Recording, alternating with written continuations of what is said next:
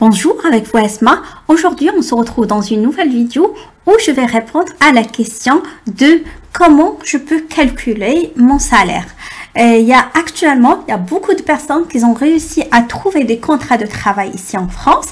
J'ai reçu pas mal de mails et toujours la question qui se pose, il veut comparer le salaire qu'il va gagner en France par rapport à son salaire, plus qu'il vérifie le loyer parce que le logement ici en France est plus cher et du coup à chaque fois il demande comment il peut calculer son salaire.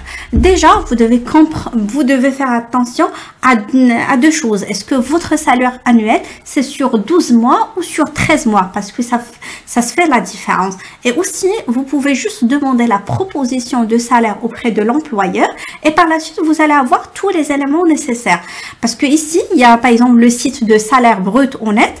Vous avez besoin de deux éléments, juste de savoir est-ce que vous serez un salarié 4. Normalement dans la majorité des cas ce sera un salarié 4 et c'est eux qui vont vous faire les procédures et tout ça. Et aussi vous devez savoir au niveau de votre salaire, est-ce que c'est sur 12 mois ou sur 13 mois. Parce que par exemple, si vous gagnez 48K, s'il est divisé sur 12, c'est pas le même salaire s'il est divisé sur 13. On va voir ici comment vous pouvez calculer votre salaire. C'est très simple, il suffit juste de noter ici.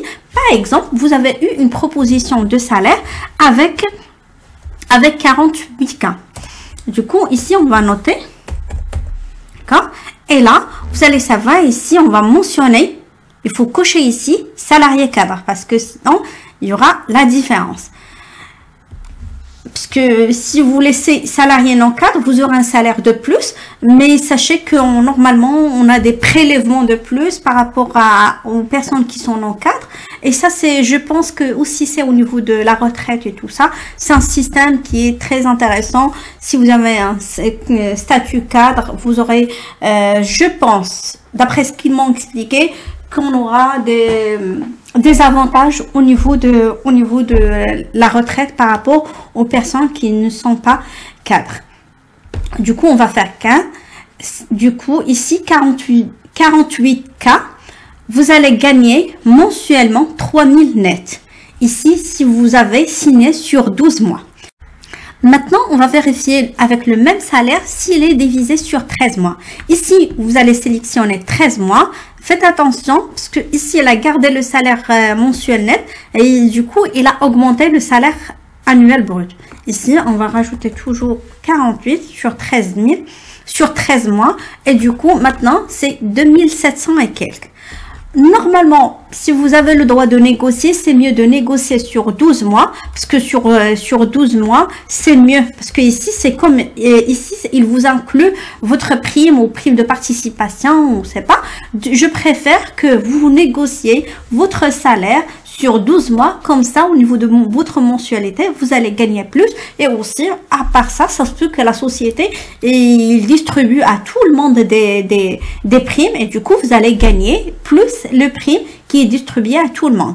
Normalement, c'est ça où il y a la différence. Parfois, il vous inclut le prime d'anticipation, de prime de participation. Chaque société, il le nomme comme il souhaite. Mais normalement, si vous avez le droit de négocier un salaire sur 12 mois, vous allez gagner plus au niveau de la mensualité. Et je préfère ça qu'il vous inclut aussi le package, les tickets resto, les moyens de transport inclus au niveau de votre salaire brut.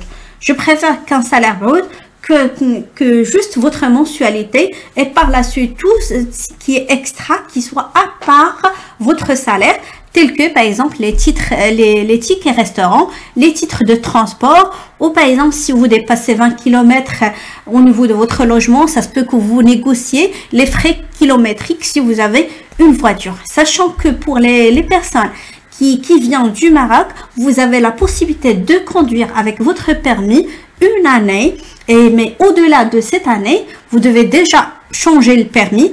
Au cours de cette année, si vous avez oublié de faire le changement de votre permis de conduire, il faut le refaire à nouveau. Du coup, il faut faire attention.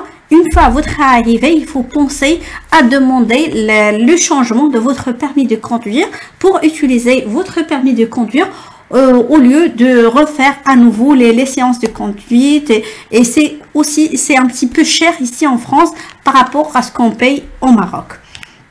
Je pense que j'ai répondu à la question. C'est comment, si vous avez reçu une proposition, comment vous pouvez avoir votre salaire.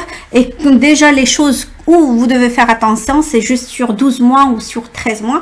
Ça se peut qu'il y ait d'autres personnes, s'ils ont déjà d'autres remarques ou qui peuvent vous donner plus de conseils, ils peuvent nous laisser ça en commentaire. Comme ça, on partage l'information à toute la communauté de notre chaîne. C'était tout pour aujourd'hui. Je vous souhaite une très bonne journée.